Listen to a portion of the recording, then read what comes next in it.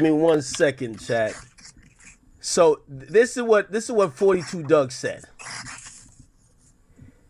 Chat, give me a second. I gotta unmute it. Where is it at? Wait, here we go. Is we don't give a fuck what you heard, homie.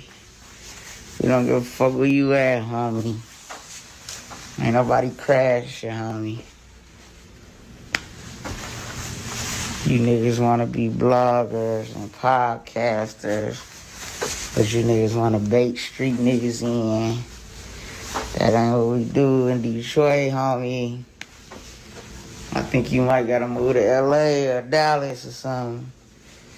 You did. Go be the next Charleston or the next Wack. We don't condone that in Detroit, homie. Ain't nobody trying to go big off of another nigga drama down here, homie. We hustling down here. Man, can't no Pontiac nigga speak on Detroit business. We don't give a fuck what you.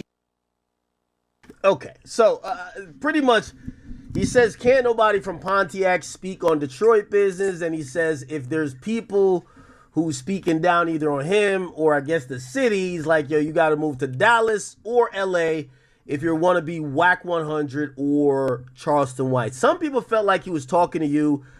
I was confused because I felt like anytime I've heard you publicly speak about 42, you spoke quite highly of him.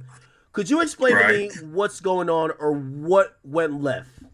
So this is what I'm gonna say, Ak. Yeah. This was my official statement that it is that sometimes people who operate in the same space, they have disagreements with each other. Okay. Sometimes they don't see things eye to eye. Okay. I've had some disagreements with Dugg. I've had disagreements with Peasy. I've had disagreements with several people. But I've always been a defender of all things Detroit. I've always been a defender of him when he got into it with Wack, when Wack was saying what he said about the whole with the all said thing. That was me arguing with Wack for 2 months about trying to defend Dugg and trying to defend the honor of the city of Detroit. So sometimes things get crossed, wires get crossed. It is what it is, man. I'm not finna use your platform to try to dig at them niggas. It is what it is, man. I don't have no problem with Dugg. I don't have a problem with none of them motherfuckers. It is what it is. Sometimes motherfuckers have disagreements, and sometimes motherfuckers don't get along. It is what it is. But I've always defended Detroit. I've always defended Detroit's artists like Dugg and T Grizzly with no problem. And I put myself on the line to defend the entire city of Detroit. If you got motherfuckers who feel like that I can't speak for Detroit, well, hey, listen, you don't get to determine that. There's nothing you can do about it because I started urban podcasting in the city of Detroit. It was me. Before me, it was he talking about you with the Pontiac? Are you from Pontiac? Yeah, I was born and raised in Pontiac. I moved to Detroit when I was 15 years old. Okay. So it's but I guess your official word is that you're not going to use this platform to disrespect him or respond and throw more mud at it. You're just going to double down on the fact that you are you've been a positive voice in Detroit. I'm the most dangerous voice in Detroit. Period. There is no other me. You ain't heard of no other me. Yeah. It is what it is. So my thing is, I mean, I'll talk to you off the record. We can chop it up. But I mean, you have one of the biggest platforms in the world when it comes to content, bro. So I don't want to exacerbate a problem, and I don't want to use this platform to kind of like. I know that the chat would love to hear the gory details about this shit, man.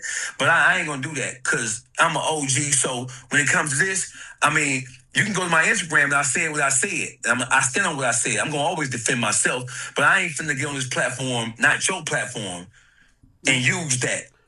Respectable and fair enough, by the way. But by the way, I will say I noticed that, you operate a little bit shrewd, but I could tell what you care about more is the representation of the city more than just getting attention. I do like that. A quick update before I ask you about something else. They say you're the only person that supposedly had Wack stumped for any period of time. That's what they say? Well, that's what they said. They felt like in the back and forth with Wack, you're the only person that has kind of challenged him and kind of got him in a place where they felt like maybe you outdid him a second. What's your takeaway from that? You know, obviously you guys kind of went back and forth over the T Grizzly stuff. What's your views on that in the aftermath? I don't like Wack100 at all. I don't like the way he operates. I don't like the way that he has used power and influence. I don't like it. And I want to, this is what I do want to do if you allow me. I want to challenge Wack to a boxing match. Really? I want to challenge Wax to a boxing match because I don't like the way he operate. We about the same age. We about the same size, about the same weight. There should be no problem with that. He got that mouth. Every time I see him get into it, he got his ass whooped. I want to officially challenge Wack is notable for saying he liked to squabble till the knockout. Listen, we can do it with gloves, without gloves, MMA gloves. We can do whatever. I officially challenge Wack. Oh, shit. To a boxing match because ain't no sense in us keep on arguing back and forth with this shit, bro. You know what I'm saying? Sometimes men gotta just step up and handle their business. So you saying that you would do it on Aiden Ross's brand risk? You know, Wack said he put shit to bed. I gotta be honest. Like, we've heard this a lot. Academics, you can't convince him to get no ring with me. Chat, what y'all think? We didn't argue 400 times. It's time to let's see what's really happening. No, I'm seeing it split. I'm seeing it split. Some people say call Wack, call Aiden. Well, I think we would have to get Wack to agree in principle first, right? I think Aiden, if Aiden will trust me, like, hey, listen, people gonna watch this, so he'll trust me on that.